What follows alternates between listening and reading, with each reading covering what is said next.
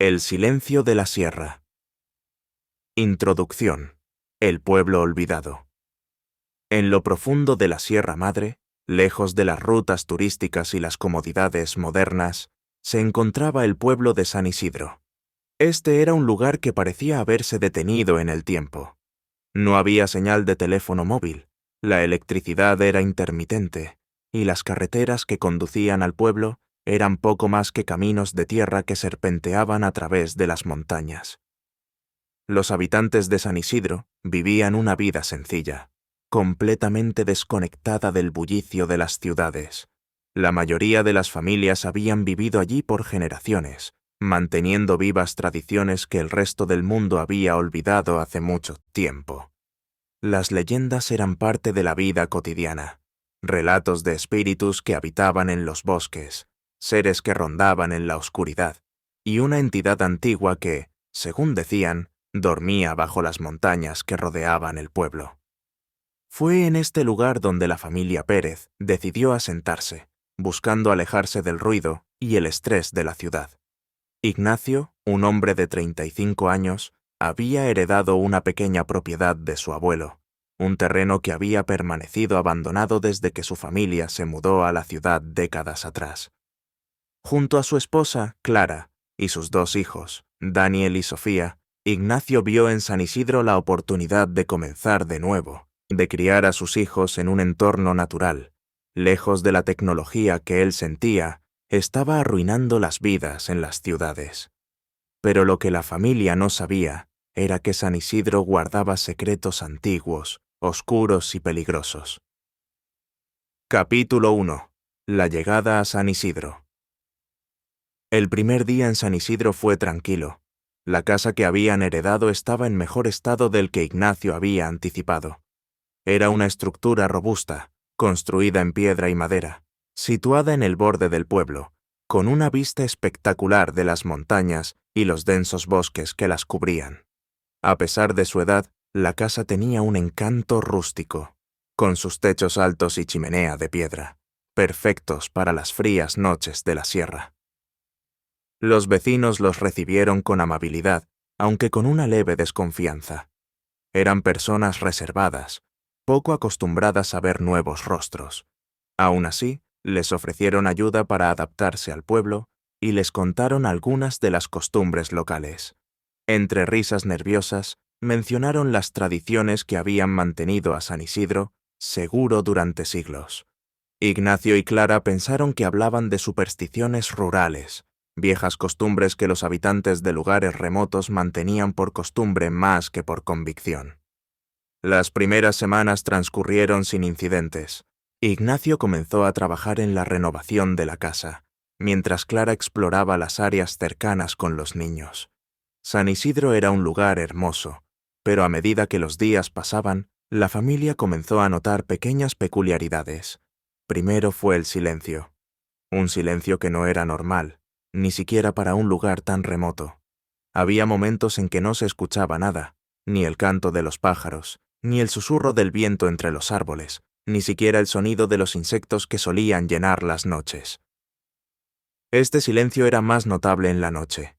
Por la tarde, mientras el sol se ponía detrás de las montañas, todo se detenía. Los lugareños desaparecían en sus casas, cerraban las ventanas y encendían velas en sus altares. La familia Pérez comenzó a notar que al caer la noche, la sensación de tranquilidad era reemplazada por algo más ominoso, una sensación de que algo observaba desde las sombras. Capítulo 2. El misterio del jardín.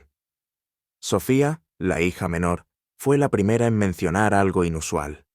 Un día, mientras jugaba sola en el jardín, regresó a la casa emocionada, diciendo que había conocido a una nueva amiga. Clara, pensando que había encontrado a una niña del pueblo, le preguntó cómo se llamaba su nueva amiga. «No lo sé», respondió Sofía con naturalidad. «Dice que no puede decírmelo». Clara no le dio mucha importancia, pensando que Sofía estaba hablando de un amigo imaginario. Pero esa noche, cuando la pequeña se fue a dormir, comenzó a hablar en sueños. Al principio, eran solo susurros, pero a medida que pasaban las noches, las palabras se hicieron más claras. hablaba en un idioma que Clara no reconocía. Las palabras eran suaves, pero había algo en su tono que le erizaba la piel. Una noche, Clara se despertó y escuchó a Sofía hablando en su habitación. Se levantó para ir a ver, pero cuando abrió la puerta, vio que su hija estaba de pie frente a la ventana, mirando fijamente hacia el bosque. Clara sintió un escalofrío recorrer su espalda cuando notó que Sofía no parpadeaba, ni siquiera parecía respirar. ¿Sofía?, llamó Clara suavemente. Sofía no respondió. Sus ojos estaban vacíos, como si estuviera en un trance.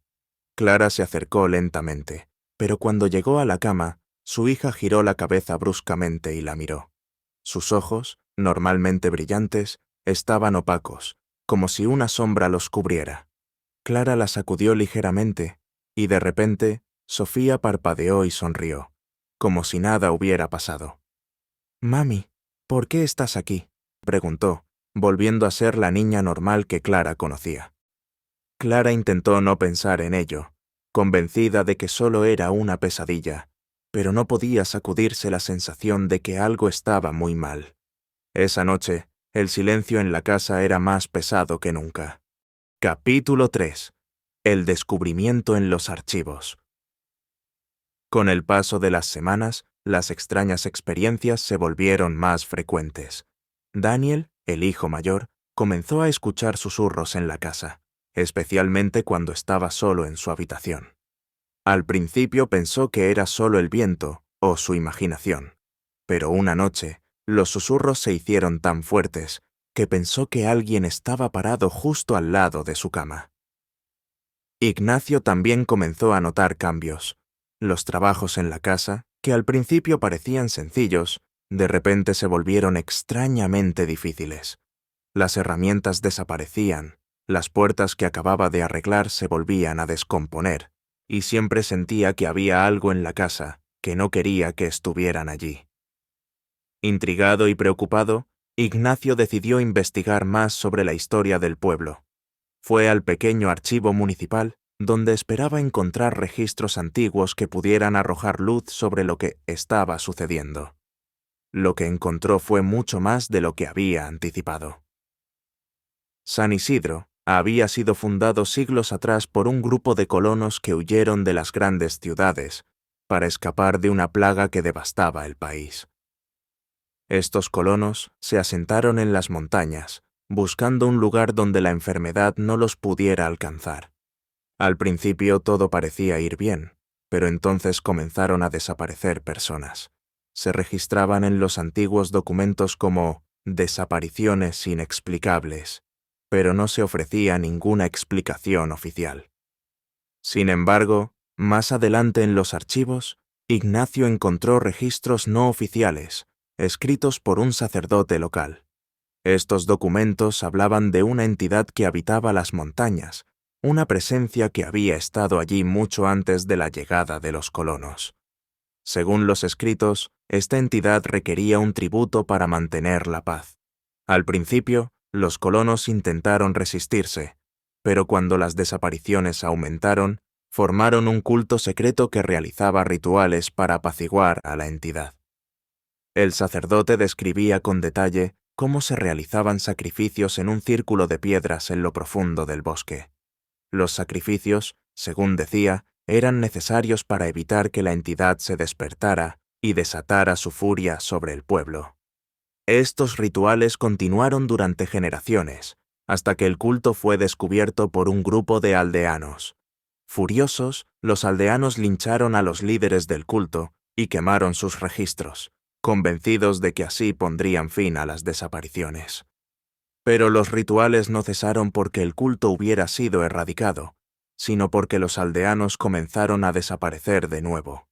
Fue entonces cuando el pueblo decidió olvidar, dejando que el tiempo enterrara el recuerdo de lo que realmente sucedía en San Isidro. Ignacio cerró el libro antiguo con manos temblorosas. Había más, mucho más, pero no podía leerlo de una vez. Sabía que había descubierto algo que nadie en el pueblo quería recordar, algo que, si su familia no abandonaba ese lugar, podría regresar para reclamar lo que consideraba suyo. Capítulo 4. La noche de los susurros. Decidido a proteger a su familia, Ignacio regresó a casa y le contó a Clara lo que había descubierto. Estaba decidido a irse, a abandonar San Isidro antes de que fuera demasiado tarde. Pero cuando Clara comenzó a empacar, se dio cuenta de que algo no estaba bien. «¿Dónde está Sofía?», preguntó Clara con pánico. Buscaron en toda la casa, pero Sofía no estaba en ninguna parte. Daniel, que había estado leyendo en su habitación, tampoco sabía dónde estaba su hermana. Fue entonces cuando escucharon un sonido que los congeló en su lugar. Eran susurros, suaves al principio, pero que se hicieron más fuertes a medida que descendían las escaleras hasta el sótano. Ignacio nunca había estado en el sótano desde que se mudaron. Era un lugar oscuro y húmedo, lleno de viejos muebles y cajas de recuerdos olvidados. Cuando llegaron a la puerta, los susurros se detuvieron abruptamente, dejando un silencio abrumador. Con una linterna en la mano, Ignacio abrió la puerta y bajó lentamente las escaleras. El sótano estaba completamente oscuro, excepto por un pequeño rayo de luz que se filtraba por una rendija en la pared. En ese rayo de luz, vieron a Sofía, parada en medio del sótano, con los ojos cerrados y una sonrisa en su rostro.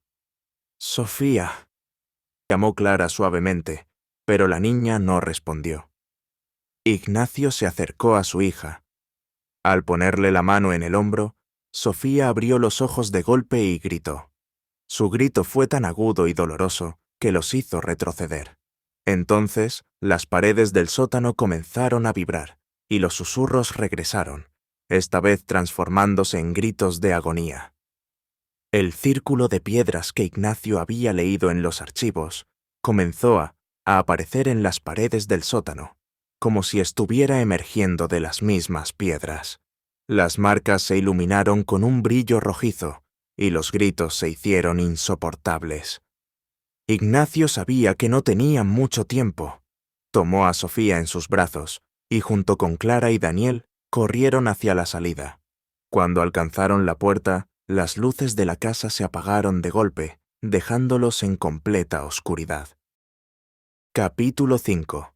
La entidad despierta. La familia corrió por la casa, luchando por encontrar la salida. Pero la oscuridad parecía más densa de lo que debería ser, como si estuvieran atrapados en un laberinto de sombras.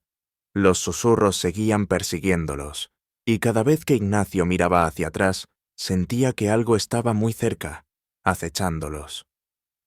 Finalmente, encontraron la puerta principal y salieron al frío aire de la noche. Pero al hacerlo, se dieron cuenta de que el pueblo estaba completamente desierto. No había luces en las casas, ni el sonido de otros habitantes. San Isidro estaba sumido en una oscuridad total. Ignacio miró hacia las montañas, y lo que vio hizo que su corazón se detuviera. Desde el bosque, más allá de las primeras líneas de árboles, surgía una figura enorme, oscura y nebulosa. La entidad que había estado durmiendo durante tanto tiempo, ahora estaba completamente despierta. Era una masa informe, hecha de sombras que parecían retorcerse y cambiar de forma a cada segundo. Sus ojos, si se les podía llamar así, eran dos orbes de un rojo intenso, que brillaban con un odio antiguo y poderoso. La entidad no tenía una forma definida, pero su presencia era tan abrumadora que parecía consumir toda la luz y el calor a su alrededor. La familia corrió hacia su auto, pero cuando Ignacio intentó arrancarlo, el motor no respondió. Desesperado, salió y comenzó a empujar el vehículo, rogando que al menos pudieran alcanzar la carretera. Pero la entidad se movía con una rapidez imposible para algo de su tamaño. Se acercaba, extendiéndose hacia ellos, y los susurros se hicieron tan fuertes que casi parecían gritos en sus oídos. Cuando todo parecía perdido, Ignacio recordó algo que había leído en los archivos. El poder de la entidad estaba vinculado al círculo de piedras. Sin él, su influencia se debilitaba. No tenían tiempo para pensar, así que Ignacio gritó a su familia que corrieran hacia el círculo de piedras en el bosque, el mismo que se mencionaba en los viejos documentos. Capítulo 6. El ritual final. Correr por el bosque en la oscuridad fue una experiencia aterradora. La entidad los seguía, y a cada paso que daban, parecía acercarse más. Las ramas crujían bajo sus pies, y los árboles se cerraban alrededor de ellos, como si intentaran atraparlos. Finalmente, llegaron a un claro donde se encontraba el círculo de piedras. Estaba cubierto de musgo y hojas caídas, pero las marcas antiguas aún eran visibles, brillando débilmente bajo la luz de la luna que se había asomado entre las nubes. Ignacio sabía lo que tenía que hacer.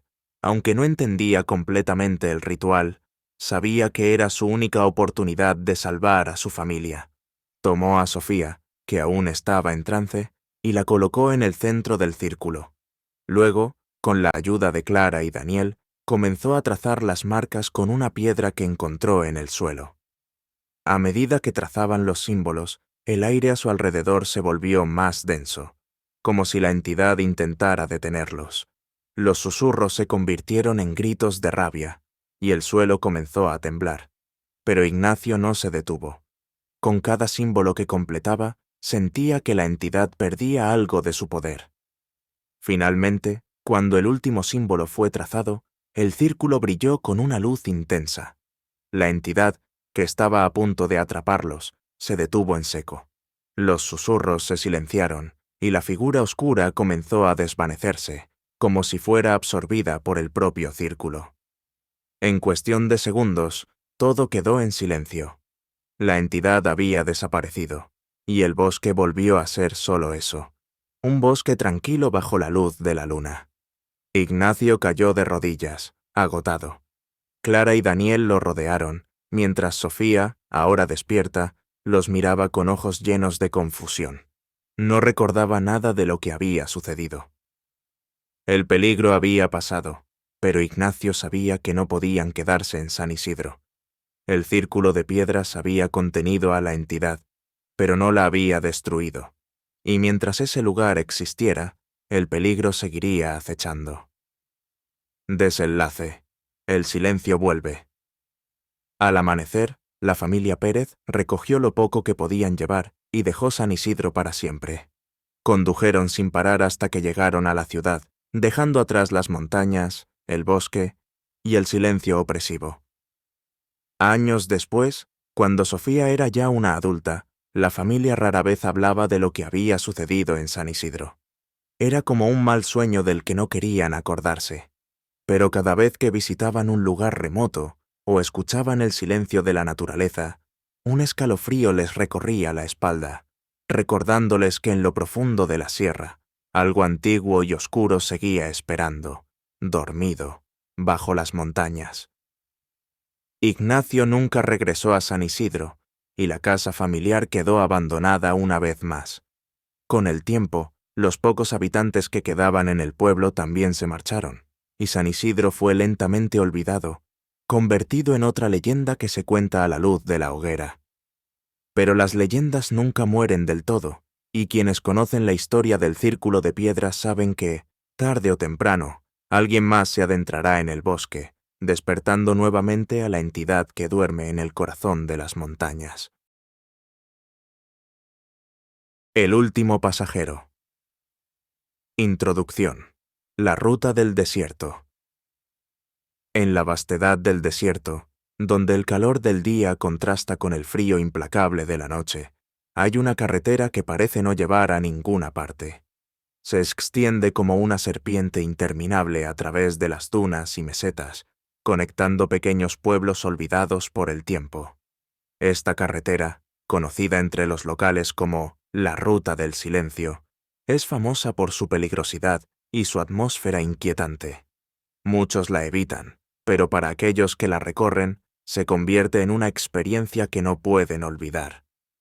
Raúl Ávila era uno de esos conductores que no podía evitarla. Conducía un autobús de pasajeros en una ruta nocturna que atravesaba el desierto, conectando la ciudad de Piedra Negra con los pueblos mineros más alejados. Para él era simplemente un trabajo, una rutina que repetía 3 veces por semana. Pero en una noche particular, Raúl se daría cuenta de que la ruta del silencio guardaba secretos que desafiaban toda lógica. Capítulo 1. La noche comienza. Era una noche sin luna cuando Raúl inició su recorrido. El viento soplaba con fuerza, levantando nubes de polvo que se arremolinaban alrededor del autobús mientras se alejaba de Piedra Negra. La mayoría de los pasajeros eran mineros que volvían a sus casas después de una semana de trabajo agotador. Otros eran viajeros solitarios que habían tomado el autobús como su único medio de transporte en la desolada región. Raúl, un hombre de 45 años, había trabajado en la misma ruta durante más de una década. Conocía cada curva, cada señal de tráfico y cada estación de servicio a lo largo del camino. Sabía que después de cierto punto no habría más paradas hasta llegar a los pueblos mineros, y esa noche no esperaba nada fuera de lo normal. Los primeros kilómetros transcurrieron sin incidentes. Los pasajeros cansados comenzaron a dormirse en sus asientos, mecidos por el suave vaivén del autobús sobre la carretera. El ruido constante del motor y la oscuridad del desierto creaban una atmósfera casi hipnótica, que sumía a todos en un estado de somnolencia. Sin embargo, Raúl no podía sacudirse una sensación de inquietud.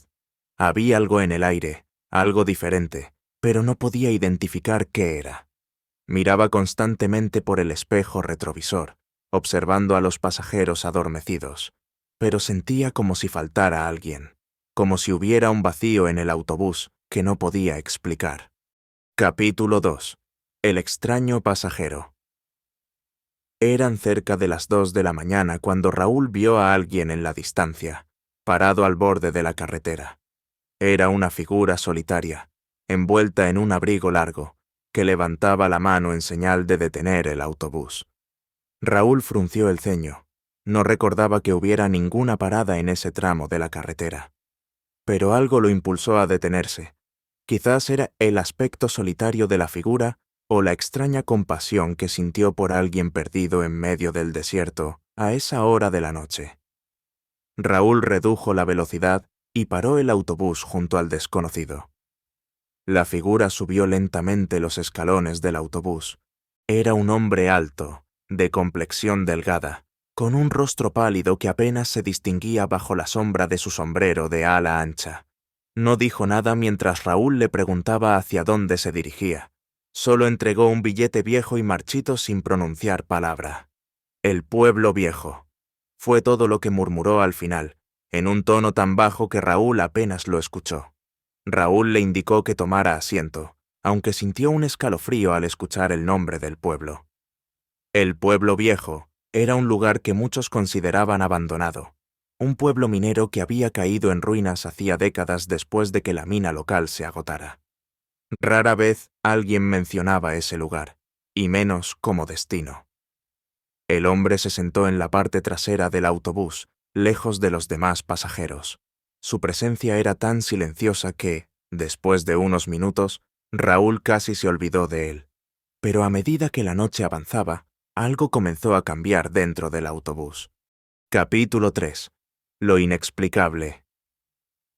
El aire dentro del autobús se volvió frío, mucho más frío de lo que debería ser, considerando el calor sofocante del desierto. Raúl notó que el parabrisas comenzaba a empañarse y tuvo que encender el desempañador para poder ver la carretera. Miró el termómetro del vehículo, pero este marcaba una temperatura normal. Sin embargo, el frío persistía, como si una corriente helada se filtrara desde algún lugar desconocido. Los pasajeros comenzaron a moverse incómodos en sus asientos. Algunos se despertaron, frotándose los brazos para calentarse. Uno de los mineros, un hombre robusto y rudo, se levantó para ajustar la calefacción del autobús, pero se sorprendió al ver que ya estaba al máximo. «¿Qué demonios está pasando?», murmuró, mirando alrededor con inquietud. Fue entonces cuando Raúl notó algo extraño en el retrovisor. El hombre que había subido en la carretera, el último pasajero, estaba sentado en la última fila, pero su reflejo en el espejo retrovisor era apenas visible, como si fuera una sombra borrosa, casi transparente. Raúl parpadeó, pensando que era un truco de su vista cansada, pero cuando volvió a mirar, la figura seguía igual, difusa y desdibujada. Un ruido sordo resonó por todo el autobús, como si algo pesado hubiera caído en el techo.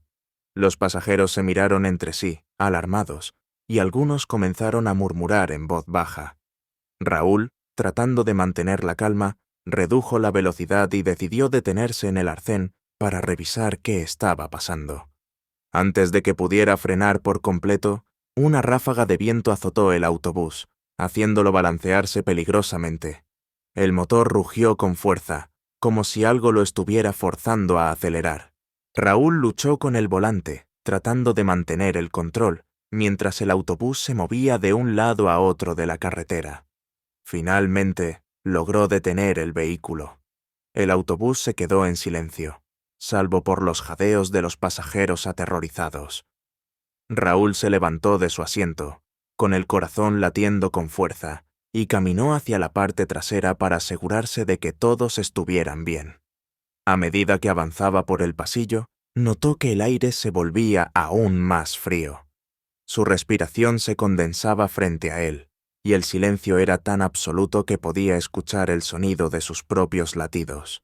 Llegó a la última fila, donde el extraño pasajero estaba sentado, pero cuando miró de cerca, se dio cuenta de que el asiento estaba vacío. ¿Dónde está? Swing o uno de los pasajeros, que también había notado la ausencia del hombre. Raúl no tenía respuesta.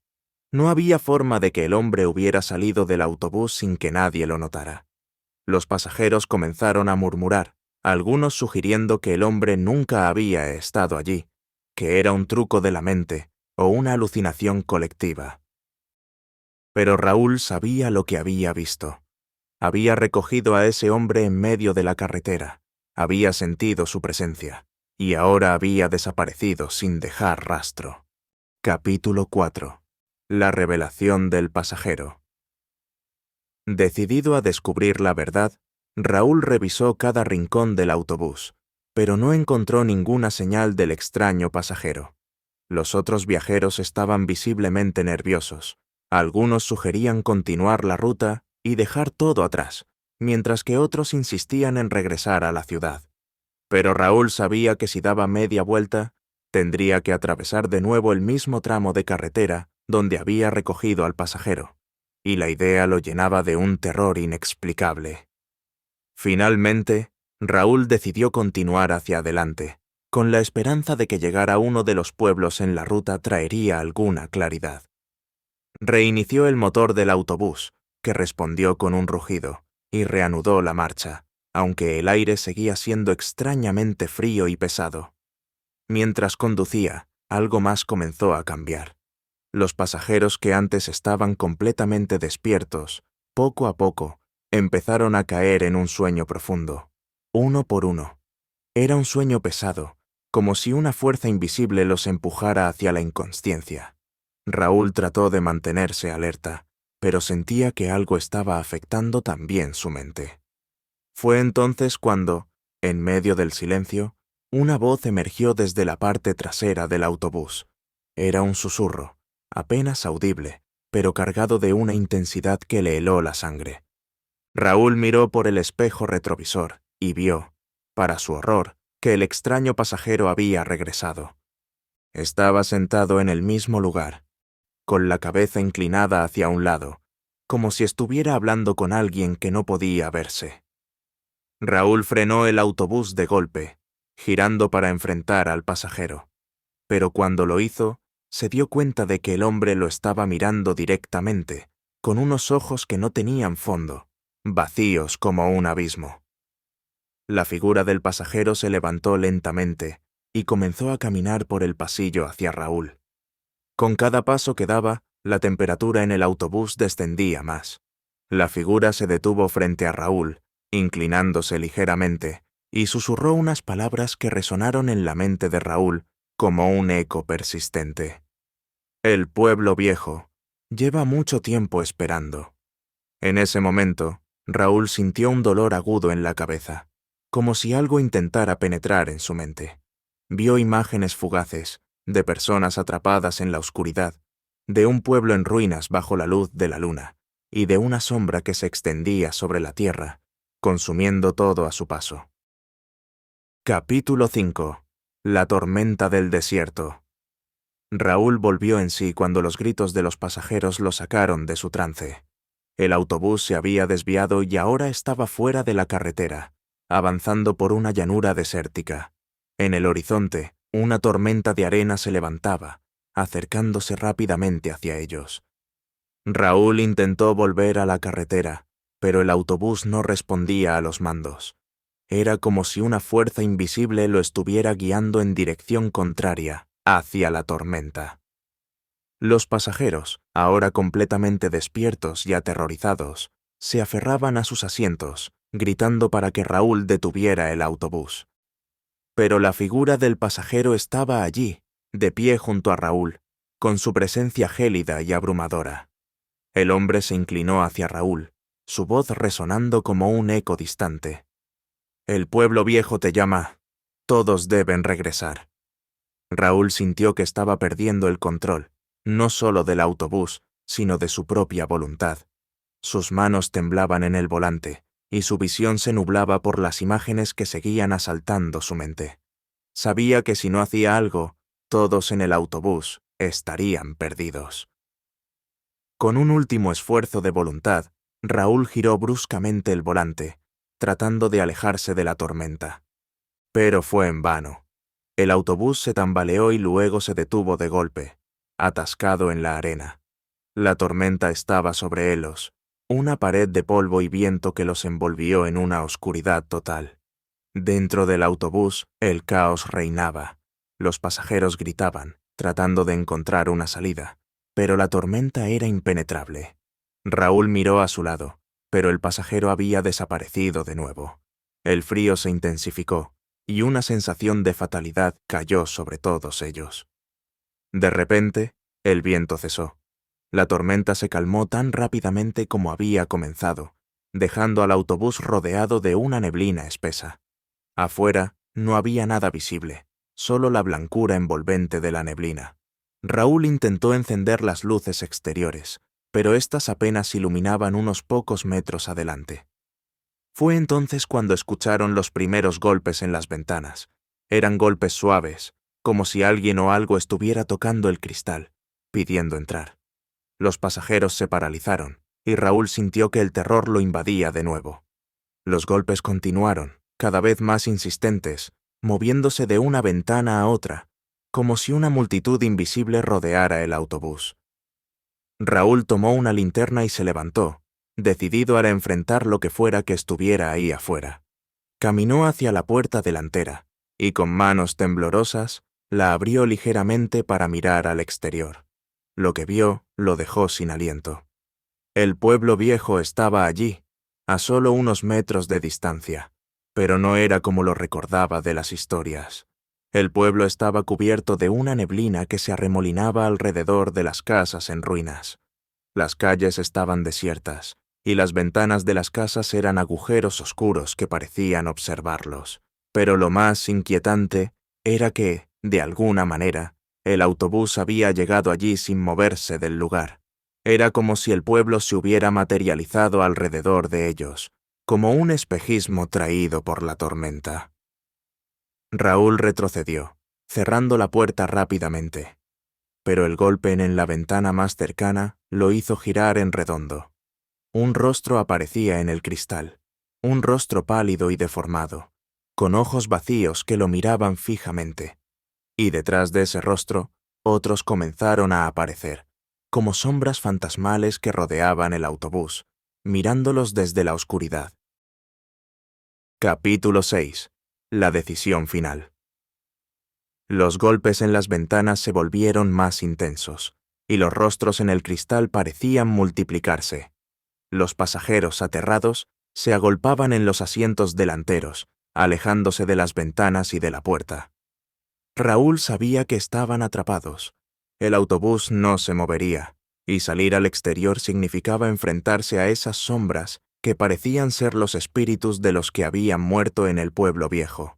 Pero quedarse en el autobús no era una opción mucho mejor.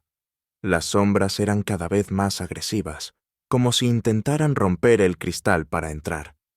En ese momento, Raúl recordó las palabras del pasajero. El pueblo viejo te llama. Todos deben regresar. De alguna manera, sentía que la única forma de escapar de esa pesadilla era hacer lo que el pasajero le había pedido, llevarlos a todos al pueblo viejo. Tomó una decisión desesperada. Raúl abrió la puerta delantera del autobús y con voz firme le dijo a los pasajeros que lo siguieran. Les explicó que la única forma de salir de esa situación era entrar en el pueblo, enfrentarse a lo que fuera que los estaba llamando. Los pasajeros, aunque aterrados, sabían que no tenían otra opción. Uno por uno, comenzaron a bajar del autobús, manteniéndose cerca de Raúl mientras avanzaban hacia la neblina que envolvía el pueblo. A medida que se acercaban, los golpes en las ventanas del autobús se detuvieron, y las sombras comenzaron a retroceder, abriéndoles paso. Cruzaron la calle principal del pueblo viejo, que estaba en silencio, salvo por el sonido de sus pasos en la grava. El lugar estaba impregnado de una sensación de desolación, como si el tiempo se hubiera detenido en el momento en que la última persona había abandonado el pueblo. Raúl los guió hacia la plaza central, donde una iglesia en ruinas se erguía como un monolito en la niebla. Sabía que era allí donde debían ir, aunque no entendía por qué. Al llegar a la puerta de la iglesia, se dio cuenta de que estaba abierta, como si los estuvieran esperando. Dentro de la iglesia, la temperatura era aún más baja y el aire estaba cargado de una sensación de antigüedad y muerte. Raúl vio que en el centro del altar había una vieja campana, con una inscripción que no podía entender, pero algo le dijo que debía tocarla, que era la clave para liberar a todos de esa pesadilla. Tomó una de las cuerdas que colgaban de la campana y, con un esfuerzo final, la hizo sonar. El sonido resonó en todo el pueblo, reverberando a través de las calles vacías y dispersando la niebla. Las sombras comenzaron a disiparse y el aire se volvió más cálido, como si algo se hubiera roto o liberado. El pueblo viejo permaneció en silencio, pero la sensación de amenaza se había desvanecido. Los pasajeros miraron a Raúl con alivio, agradecidos por haberlos guiado a través de esa experiencia aterradora. Pero Raúl sabía que algo había cambiado para siempre en él. Había visto el otro lado, había enfrentado la oscuridad del pueblo viejo, y sabía que nunca volvería a ser el mismo. Desenlace: el regreso a la realidad. Raúl y los pasajeros regresaron al autobús, que ahora parecía normal, como si nada hubiera sucedido. Sin embargo, el pueblo viejo seguía allí, detrás de ellos, como un recordatorio de lo que habían enfrentado. Con una última mirada al pueblo en ruinas, Raúl encendió el motor y condujo de regreso a la carretera. Esta vez, el autobús respondió perfectamente, y la neblina comenzó a despejarse mientras avanzaban hacia la próxima ciudad.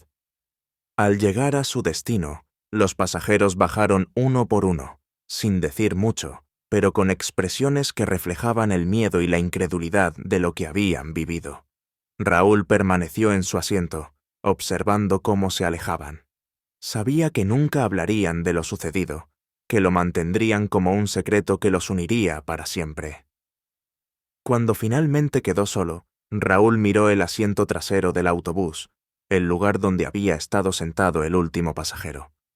Aunque el asiento estaba vacío, sentía que algo de esa presencia todavía lo acompañaba.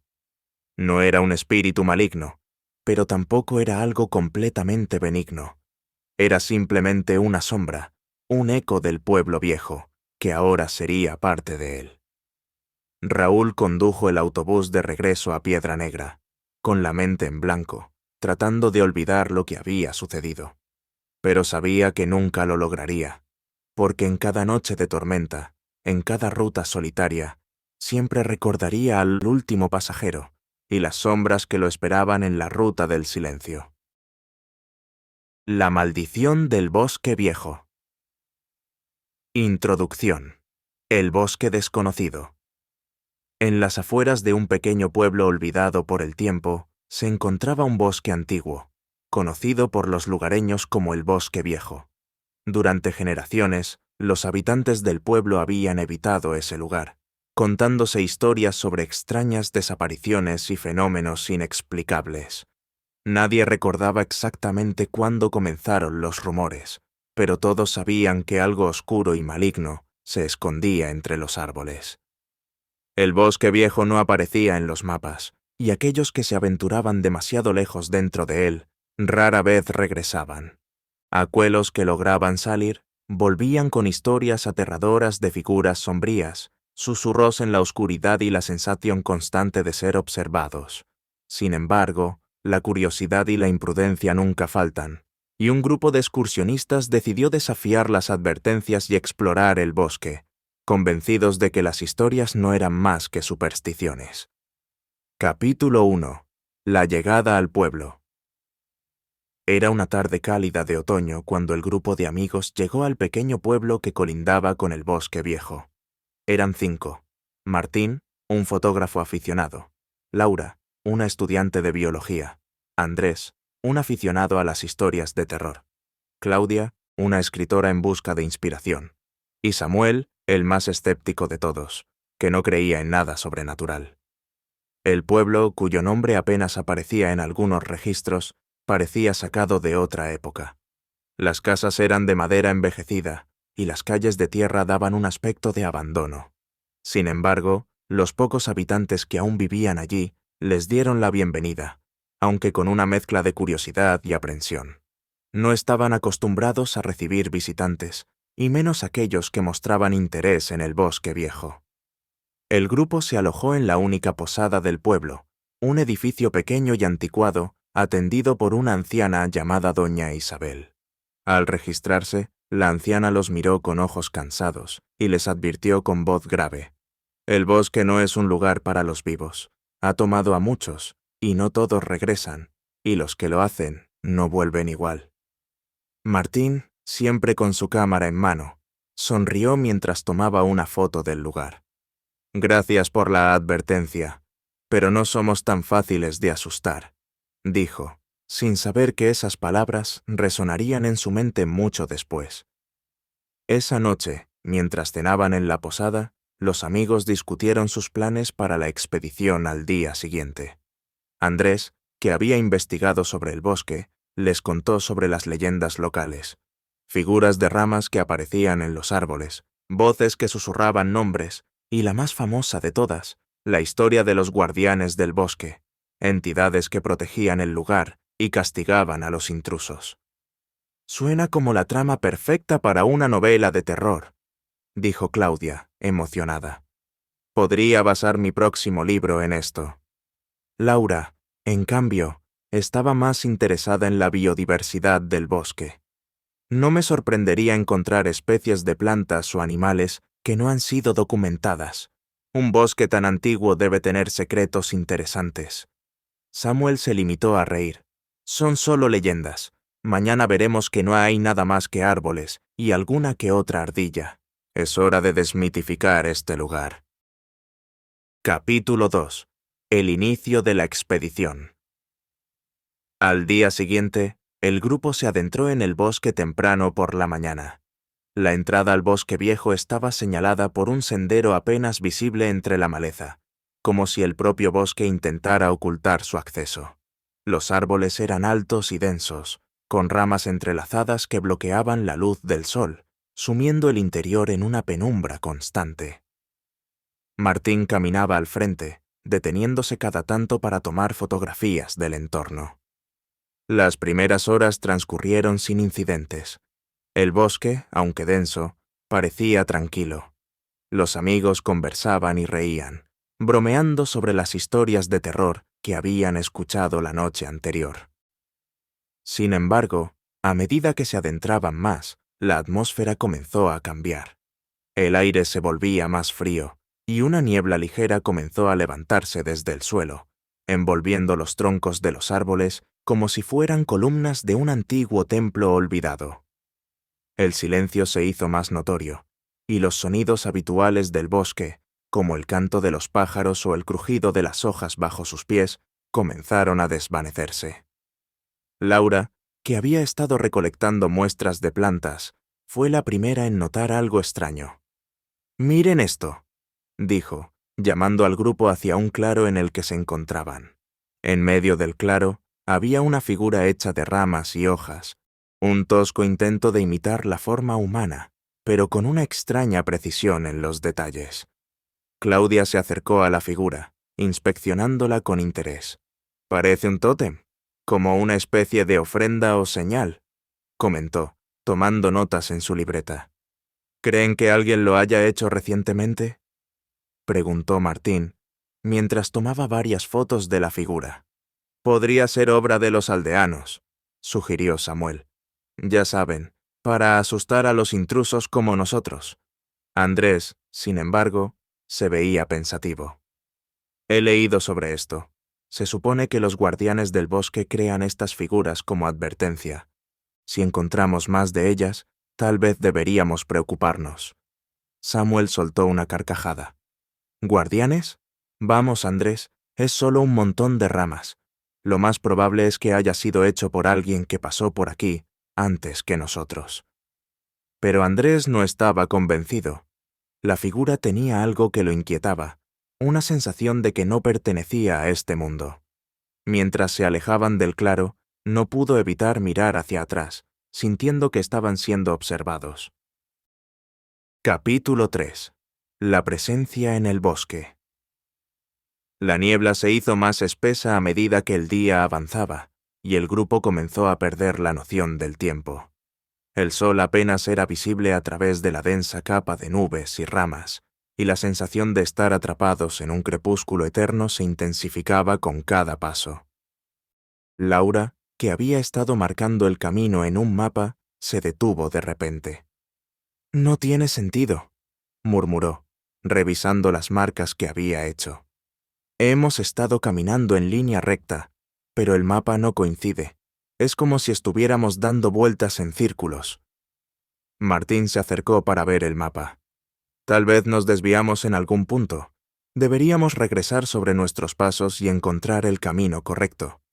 Sin embargo, cuando intentaron volver, se dieron cuenta de que todo el bosque se veía igual. No había puntos de referencia claros, y los árboles, con sus troncos retorcidos y ramas entrelazadas, parecían formar un laberinto que cambiaba constantemente. La sensación de ser observados se intensificó. Cada vez que uno de ellos miraba hacia atrás, parecía que algo se movía entre los árboles, pero cuando intentaban enfocarlo, no había nada allí. La niebla no ayudaba, creando formas y sombras que jugaban con sus mentes. Fue entonces cuando escucharon los susurros. Al principio eran suaves, casi indistinguibles del viento que soplaba entre las hojas, pero pronto se hicieron más claros, más persistentes. Eran voces, susurrando en un idioma antiguo que ninguno de ellos podía entender, pero que transmitía una sensación de urgencia y advertencia. «¿Escucharon eso?», preguntó Claudia, su voz temblando. «Sí», respondió Andrés, su rostro pálido. «Están cerca». «Lo sé». Samuel, que había estado tratando de mantener la compostura, se detuvo en seco. «¿Quién está cerca? No hay nadie más aquí. Solo nosotros. Esto es solo nuestra imaginación». Pero antes de que pudiera continuar, Laura señaló hacia un grupo de árboles cercanos. «Miren», dijo con voz entrecortada. Alrededor de los árboles, casi ocultas entre la niebla, se podían ver más figuras de ramas, similares a la que habían encontrado antes. Eran más grandes y más detalladas, y parecían estar mirando directamente al grupo, como si las figuras fueran una extensión del bosque mismo. «Esto no es normal», dijo Martín, su voz apenas un susurro. «Es como si el bosque nos estuviera advirtiendo». «¿Advirtiendo de qué?», preguntó Samuel, pero en su voz ya no había el mismo tono de burla que antes. Estaba asustado, aunque intentaba no mostrarlo. Claudia se acercó a una de las figuras, estudiándola de cerca. «Creo que deberíamos irnos», dijo, sintiendo un escalofrío recorrer su cuerpo. Hay algo aquí, algo que no podemos ver. El grupo decidió seguir adelante, con la esperanza de encontrar una salida del bosque, pero la sensación de ser observados no los abandonaba. Cada paso que daban parecía llevarlos más y más profundamente en el laberinto, y los susurros se volvían más fuertes, más insistentes. Capítulo 4. La desaparición. La tarde se desvaneció en una noche sin estrellas, y la oscuridad envolvió el bosque por completo. El grupo, ahora agotado y desesperado, encendió linternas para iluminar el camino, pero la niebla y la espesura de los árboles hacían que la luz fuera apenas suficiente para ver unos pocos metros por delante. Laura, que seguía insistiendo en marcar el camino, comenzó a notar que sus marcas desaparecían. Cada vez que miraba atrás, los puntos de referencia que había dejado ya no estaban allí, como si el bosque estuviera borrando sus huellas. «No tiene sentido», murmuró. «Es como si algo o alguien no quisiera que saliéramos». Martín, que había estado tomando fotos de las figuras de ramas, revisó su cámara y notó algo inquietante. En algunas de las fotos había captado formas que no recordaba haber visto. Sombras humanoides moviéndose entre los árboles, apenas visibles en el fondo. «Chicos, creo que hay algo más aquí con nosotros», dijo mientras mostraba las fotos al grupo. Andrés, que había estado más callado desde que entraron en el bosque, miró las fotos y asintió con la cabeza. Lo sabía. Esos guardianes nos están observando. Samuel, que había estado tratando de mantener la calma, finalmente cedió al pánico. «Esto es ridículo. No hay guardianes ni espíritus ni nada de eso. Es solo un maldito bosque. Necesitamos encontrar una salida. ¡Ahora!». Pero antes de que pudieran responder, un grito resonó en la oscuridad. Era Claudia, que había estado un poco más adelante, explorando el camino. El grupo corrió hacia ella, encontrándola parada frente a una de las figuras de ramas, esta vez mucho más grande y detallada. «¡Claudia!», gritó Laura, tratando de alcanzarla, pero cuando se acercaron, Claudia se desvaneció ante sus ojos, como si hubiera sido absorbida por la niebla. «¡Claudia!», gritó Martín, pero no hubo respuesta. La figura de ramas permanecía inmóvil, como si la hubiera devorado. El pánico se apoderó del grupo. Intentaron buscar a Claudia, pero no había rastro de ella, ni huellas, ni sonido alguno. Era como si el bosque la hubiera tragado por completo. «No puede ser. Esto no puede estar pasando», murmuró Laura, luchando por contener las lágrimas. «Tenemos que salir de aquí», dijo Martín con voz firme. «No podemos quedarnos. Nos llevará a todos». El grupo comenzó a correr, sin dirección clara, solo con la desesperada esperanza de escapar del bosque. Pero a cada paso, el bosque parecía cerrarse más alrededor de ellos, como si estuviera vivo, como si los árboles se movieran para atraparlos. Los susurros se volvieron gritos, y las figuras de ramas comenzaron a aparecer con mayor frecuencia, cada una más detallada y más siniestra que la anterior. Capítulo 5. El secreto del bosque. Después de correr sin rumbo por lo que parecieron horas, el grupo finalmente llegó a un claro, donde encontraron una antigua cabaña de madera, cubierta de musgo y enredaderas. Parecía estar abandonada, pero en ese momento, cualquier refugio era mejor que estar al aire libre. Entraron en la cabaña, cerrando la puerta detrás de ellos. La cabaña estaba oscura y fría, con el suelo de madera crujiente bajo sus pies. Había muebles viejos y polvo por todas partes, pero lo más inquietante era la sensación de que alguien había estado viviendo allí, recientemente. Martín encendió una linterna, iluminando las paredes de la cabaña. Había símbolos tallados en la madera, antiguos y desconocidos. Andrés los estudió con atención, reconociendo algunos de ellos de los libros que había leído. «Estos son símbolos de protección», dijo, tocando uno de los grabados. «Alguien intentó mantener algo afuera, o adentro». Laura encontró un viejo diario en una mesa polvorienta, lo abrió y comenzó a leer en voz alta, sus manos temblando. Este lugar está maldito. Los guardianes del bosque no son lo que parecen. Son espíritus antiguos, vinculados a este lugar por un pacto que nuestros antepasados hicieron para proteger al pueblo. Pero el pacto se rompió, y ahora están furiosos.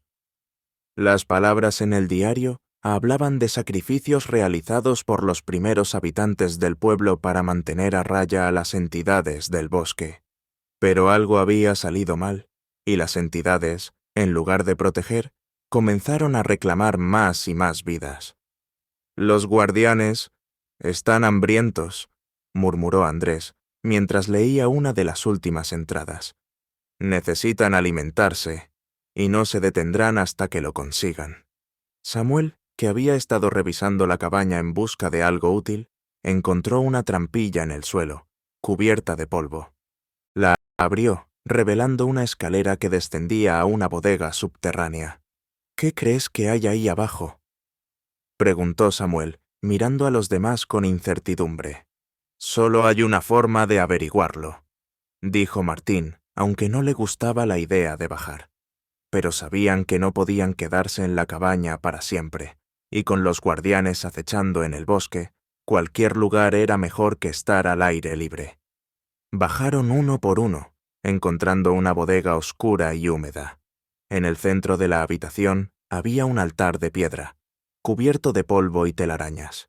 Sobre el altar había objetos extraños, huesos, plumas y figuras talladas en madera, similares a las que habían visto en el bosque. Laura se acercó al altar, sintiendo una energía extraña en el aire.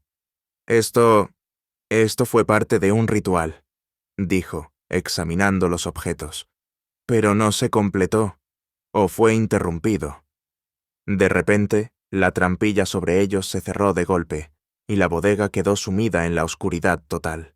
El grupo entró en pánico, intentando abrir la trampilla, pero estaba sellada, como si una fuerza invisible la mantuviera cerrada.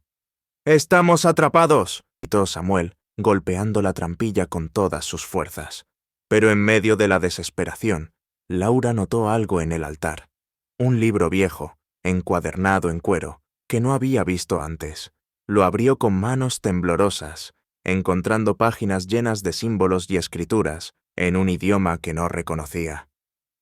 Esto es un manual de rituales, dijo, pasando las páginas. Hay instrucciones aquí, instrucciones para calmar a los guardianes. ¿Qué dice?, preguntó Martín, acercándose.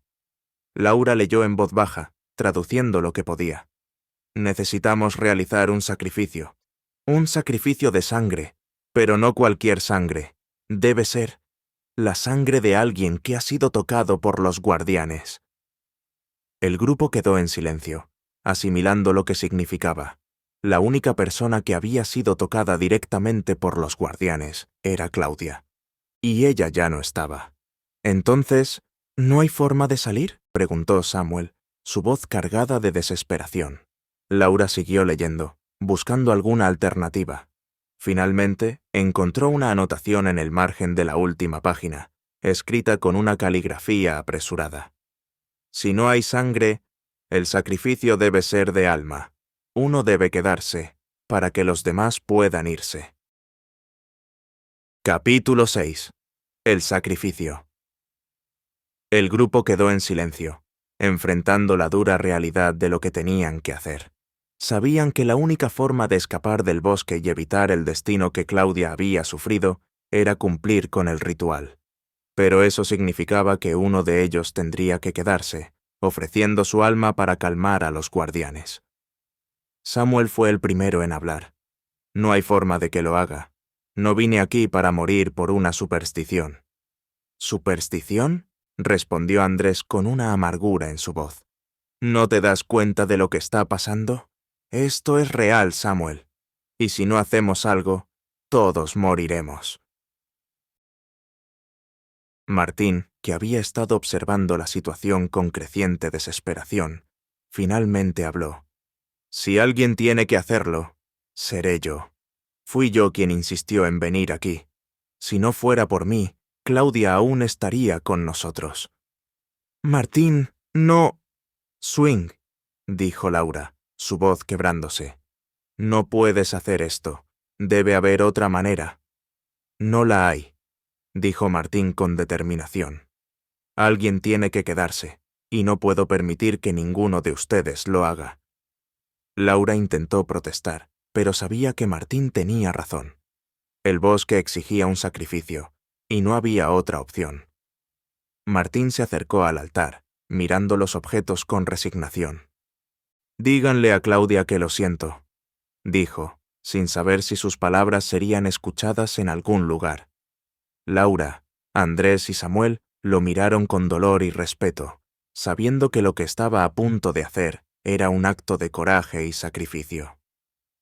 Laura le entregó el libro, y Martín comenzó a recitar las palabras del ritual, con voz firme, mientras el aire en la bodega se volvía más pesado, como si el bosque estuviera escuchando.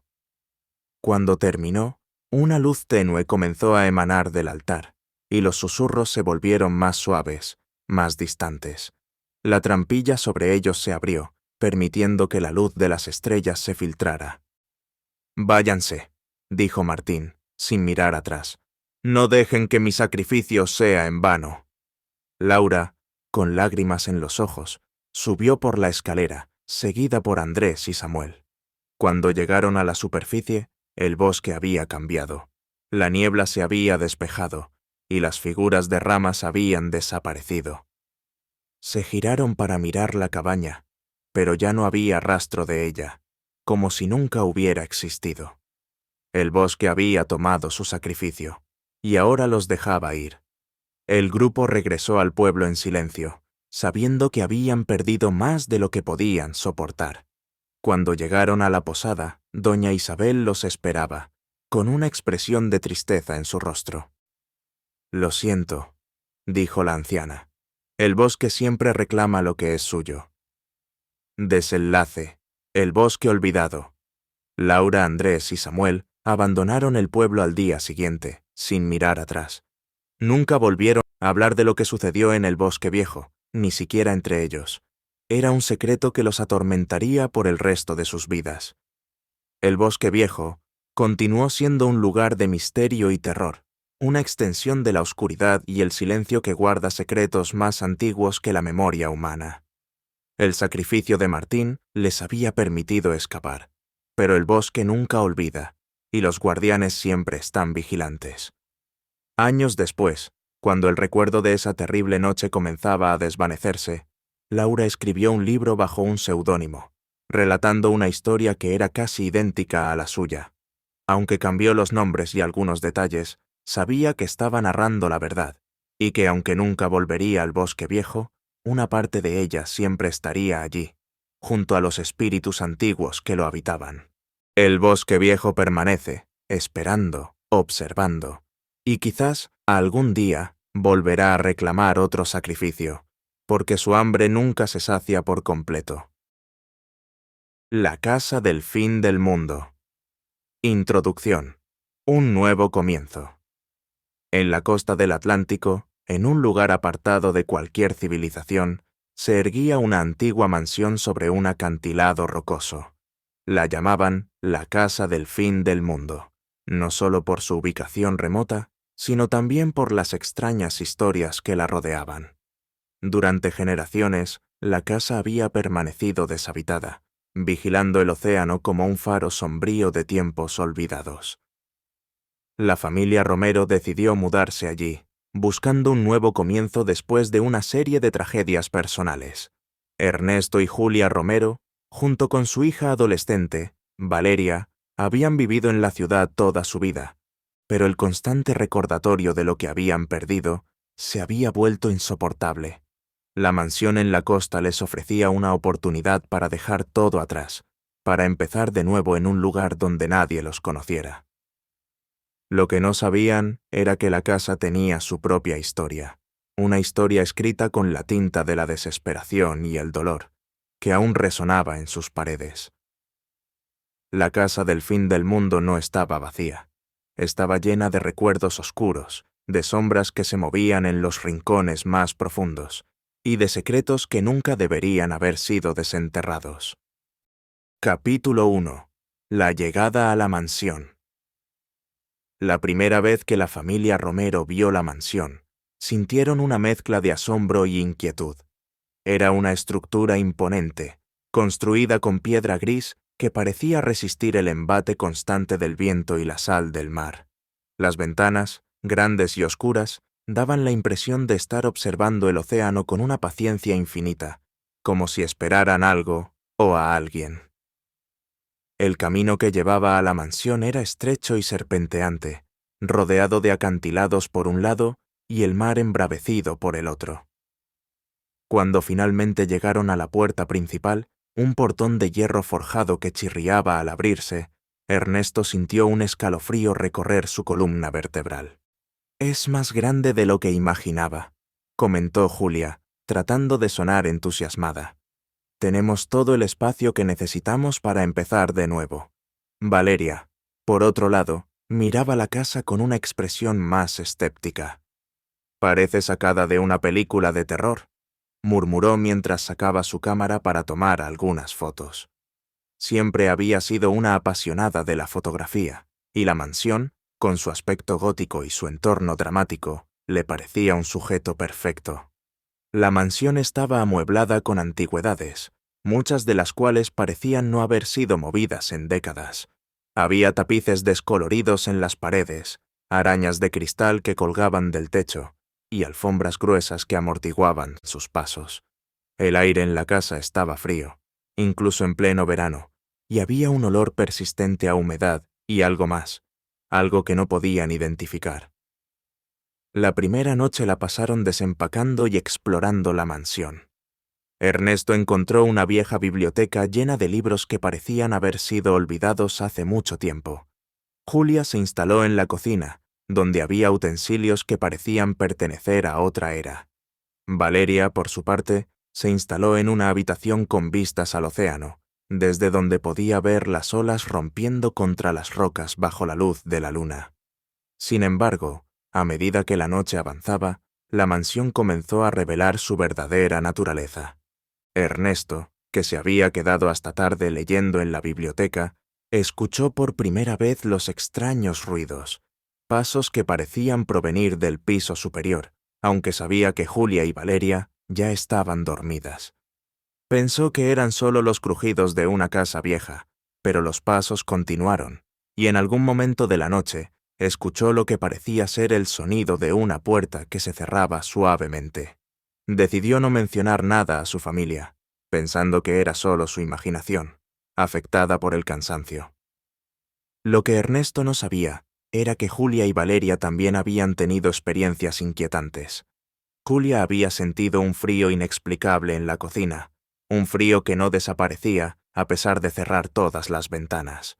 Valeria, por su parte, había escuchado susurros mientras revisaba las fotos que había tomado durante el día. Pensó que tal vez el viento se colaba por alguna grieta, pero los susurros parecían formarse en palabras que no podía entender. La primera noche en la casa del fin del mundo fue solo el comienzo de una serie de eventos que pondrían a prueba su cordura. Capítulo 2. Los primeros signos. Durante las siguientes semanas, los Romero intentaron adaptarse a su nueva vida en la mansión. Sin embargo, la casa no dejaba de mostrar su lado inquietante. Los eventos extraños que habían experimentado la primera noche se volvieron más frecuentes y más difíciles de ignorar. Ernesto, un hombre racional y práctico, trataba de encontrar explicaciones lógicas para todo. Atribuía los ruidos a la estructura antigua de la casa, los susurros al viento que soplaba constantemente desde el océano, y las sombras que parecían moverse a la luz de las velas, a simples ilusiones ópticas. Sin embargo, a medida que pasaban los días, le costaba cada vez más mantener esa perspectiva. Una noche, mientras estaba en la biblioteca, Ernesto encontró un libro viejo y polvoriento que no recordaba haber visto antes. El título, El mar y los espíritus de la costa, le llamó la atención. Al abrirlo, descubrió que era una recopilación de historias locales sobre marineros que habían desaparecido en el mar y sobre cómo sus espíritus a veces regresaban a la tierra, buscando redención o venganza. Mientras leía, Ernesto encontró un capítulo dedicado a la mansión en la que ahora vivían. Según el libro, la Casa del Fin del Mundo había sido construida por un capitán de barco en el siglo XVIII, un hombre llamado Santiago de la Cruz. El capitán, conocido por su crueldad y avaricia, había amasado una fortuna saqueando barcos y acumulando tesoros. Sin embargo, su codicia lo llevó a hacer un pacto con una entidad oscura del mar, prometiendo almas a cambio de riquezas. El pacto, según el libro, no terminó bien para el capitán. Una noche, durante una tormenta, el mar reclamó lo que se le había prometido. El capitán y su tripulación fueron arrastrados por las olas y nunca se los volvió a ver. Desde entonces, la mansión había quedado marcada por la presencia de esas almas perdidas, atrapadas entre este mundo y el siguiente, incapaces de encontrar paz. Ernesto cerró el libro con un escalofrío, tratando de no dejarse influir por lo que había leído. Pero no podía evitar sentir que había algo de verdad en esas palabras, algo que explicaba los extraños sucesos en la mansión. Mientras tanto, Julia había comenzado a tener sueños inquietantes. Soñaba con el océano, con un barco que se hundía en medio de una tormenta, y con figuras oscuras que se arrastraban desde las profundidades para reclamar a los vivos. Cada vez que despertaba sentía que había algo en la habitación, una presencia invisible que la observaba desde las sombras. Valeria, por su parte, había notado algo extraño en las fotos que había tomado. Al principio, todo parecía normal, pero al revisar más de cerca, empezó a ver figuras borrosas en el fondo de algunas imágenes, figuras que no estaban allí cuando tomó las fotos. Eran sombras humanoides, siempre cerca de las ventanas o las puertas, como si estuvieran tratando de entrar en la casa. A medida que pasaban los días, los eventos extraños se intensificaron. Las puertas se cerraban solas, los objetos cambiaban de lugar sin razón aparente, y cada noche los susurros se volvían más claros, más insistentes. Capítulo 3. El ritual olvidado. Una tarde, mientras Ernesto revisaba algunos documentos antiguos en la biblioteca, encontró un pergamino escondido en un compartimento secreto de uno de los escritorios. El pergamino estaba cubierto de símbolos y escritura en un idioma que no reconocía. Sin embargo, al lado del pergamino, había una carta escrita en español, fechada en el año 1789. La carta estaba dirigida al capitán Santiago de la Cruz y parecía ser de un clérigo o hechicero que advertía sobre el peligro del pacto que el capitán había hecho. La carta mencionaba un ritual que debía realizarse para contener las fuerzas oscuras que el capitán había desatado, un ritual que debía repetirse cada año para mantener a raya a los espíritus atrapados. Al leer la carta, Ernesto sintió que la historia de la mansión cobraba un nuevo sentido. La presencia de esos espíritus en la casa, los extraños eventos, todo parecía estar relacionado con el fracaso en realizar ese ritual. Era como si la casa estuviera reclamando lo que le había sido prometido hace siglos. Esa noche, Ernesto reunió a Julia y Valeria en la biblioteca y les mostró lo que había encontrado. Julia, aunque escéptica, no podía ignorar lo que había estado sintiendo en la casa. Valeria, por su parte, estaba aterrorizada, pero también intrigada. La idea de que pudieran estar viviendo en un lugar marcado por un pacto oscuro la asustaba, pero también la fascinaba. «Tenemos que hacer algo», dijo Ernesto, decidido. «No podemos seguir ignorando lo que está pasando. Si este ritual es lo que mantiene a los espíritus en paz, entonces debemos intentarlo». Julia y Valeria estuvieron de acuerdo, aunque con cierta reticencia. No estaban seguros de lo que el ritual implicaría, pero sabían que no podían seguir viviendo en esa casa sin hacer algo al respecto. Esa noche, Ernesto estudió el pergamino y la carta con detenimiento, tratando de entender los símbolos y las instrucciones.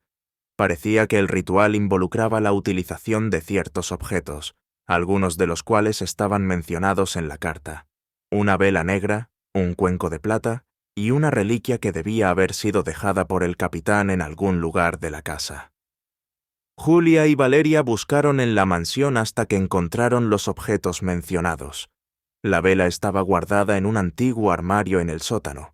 El cuenco de plata estaba en la cocina, cubierto de polvo, y después de mucho buscar, Valeria encontró la reliquia en el desván, escondida en una caja de madera. Era un medallón con el símbolo de un ancla rodeado por un círculo de runas que no podían descifrar. Con todos los objetos reunidos, Ernesto decidió que realizarían el ritual en el salón principal, el lugar donde sentían más fuertemente la presencia de los espíritus. Siguieron las instrucciones lo mejor que pudieron, encendiendo la vela negra, colocando el medallón en el cuenco de plata y recitando las palabras del pergamino. Mientras realizaban el ritual, la temperatura en la casa descendió abruptamente, y los susurros se volvieron gritos, como si los espíritus se estuvieran resistiendo. Las luces parpadearon y el viento comenzó a soplar dentro de la casa, sacudiendo las cortinas y haciendo crujir las paredes. Valeria, asustada, casi dejó caer la vela, pero Ernesto la sostuvo firmemente, sabiendo que debían terminar lo que habían comenzado. Recitó las últimas palabras del pergamino, y al hacerlo, el medallón comenzó a brillar con una luz fría y azul. De repente, el viento se detuvo, y la casa quedó en completo silencio. Los gritos cesaron, y la temperatura volvió a la normalidad. Por un momento, pensaron que el ritual había funcionado, que habían logrado calmar a los espíritus. Pero entonces, un fuerte golpe resonó en la puerta principal, seguido de un sonido que ninguno de ellos había escuchado antes: el arrastrar de algo pesado y húmedo sobre el suelo de madera. Capítulo 4. La entidad del mar. El golpe en la puerta. Resonó en toda la mansión, rompiendo el silencio que había caído después del ritual. Ernesto, Julia y Valeria se miraron, paralizados por el miedo. El sonido continuó, como si algo o alguien estuviera arañando la puerta principal, tratando de entrar. «¿Qué hacemos?», susurró Valeria, su voz temblorosa. Ernesto, con el corazón latiendo con fuerza, decidió que no podían quedarse allí sin hacer nada.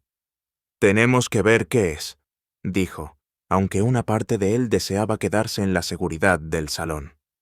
Con Julia y Valeria siguiéndolo de cerca, Ernesto avanzó hacia la puerta principal, su linterna en una mano y un viejo candelabro de metal en la otra, el único objeto pesado que había encontrado para defenderse. Los golpes y arañazos se hicieron más fuertes a medida que se acercaban, como si la entidad al otro lado de la puerta supiera que estaban a punto de enfrentarla. Cuando llegaron a la puerta, Ernesto respiró hondo y giró lentamente la manija.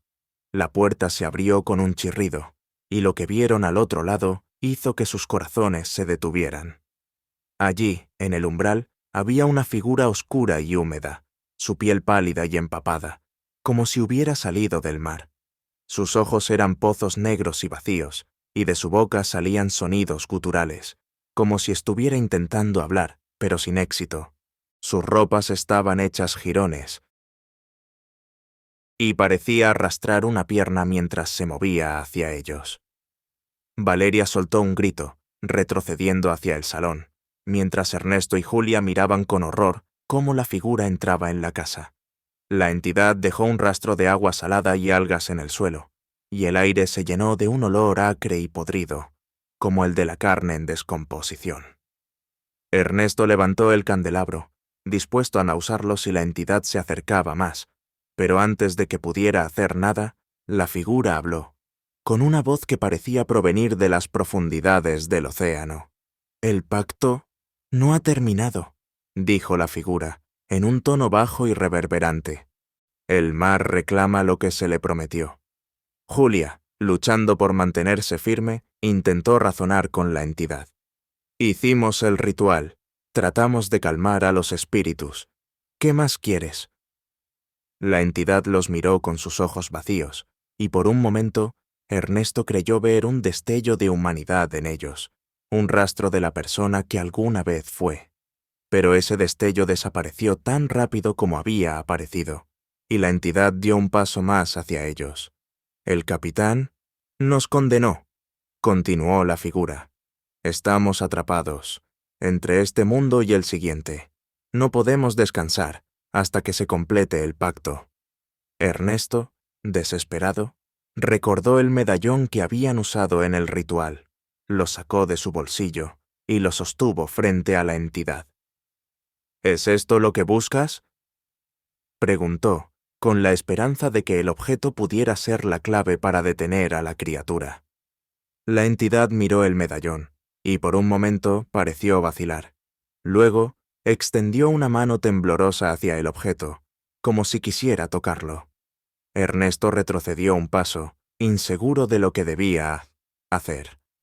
Antes de que la entidad pudiera tocar el medallón, la casa comenzó a temblar, como si estuviera siendo sacudida por una fuerza invisible. Los cuadros cayeron de las paredes, las ventanas se rompieron, y un rugido ensordecedor llenó el aire, como el de una tormenta que se acercaba.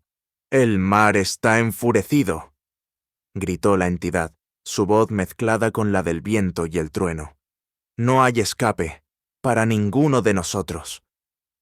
Ernesto, sabiendo que no había otra opción, lanzó el medallón hacia la entidad. La figura lo atrapó en el aire, y al hacerlo, su cuerpo comenzó a desintegrarse, como si estuviera hecho de agua.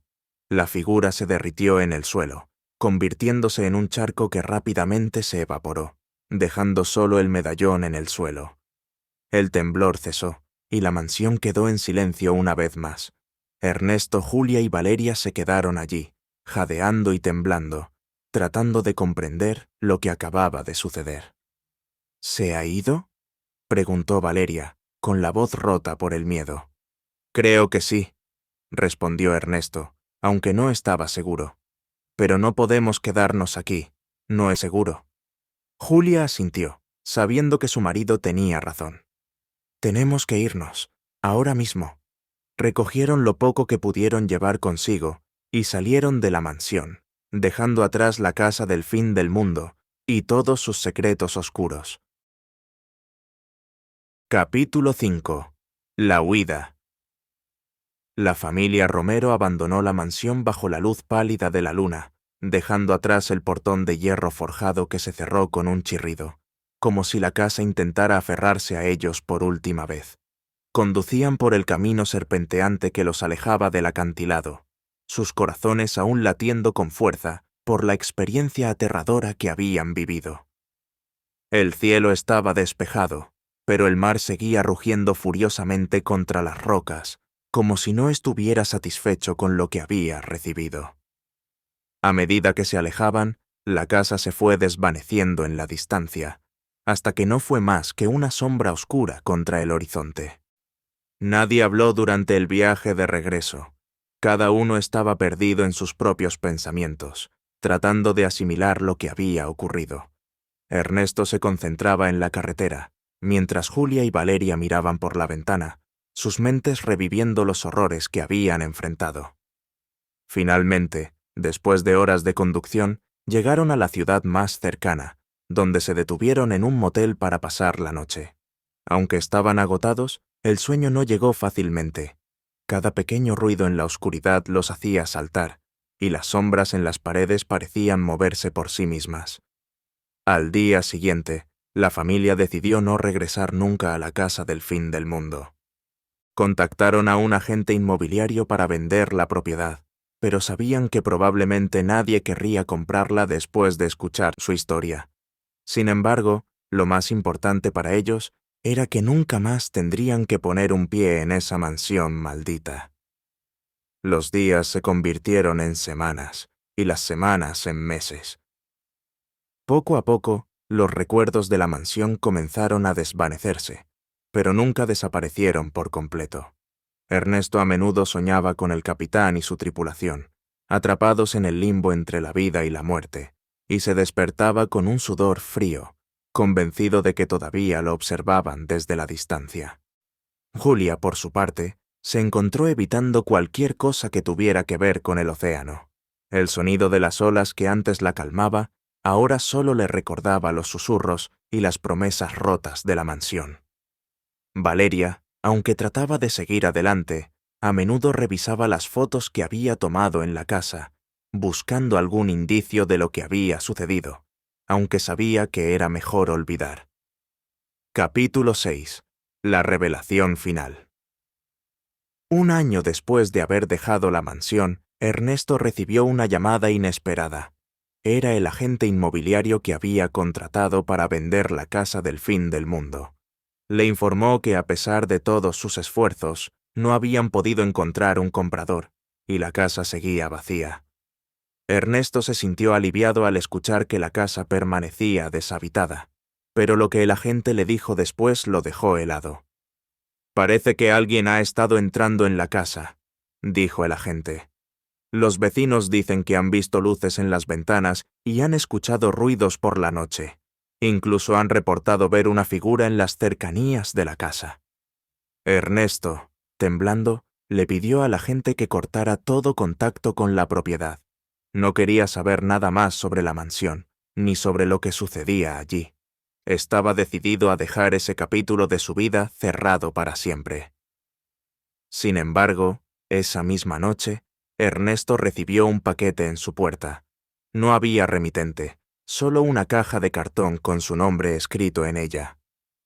Al abrirla, encontró dentro el medallón que había arrojado a la entidad en la mansión.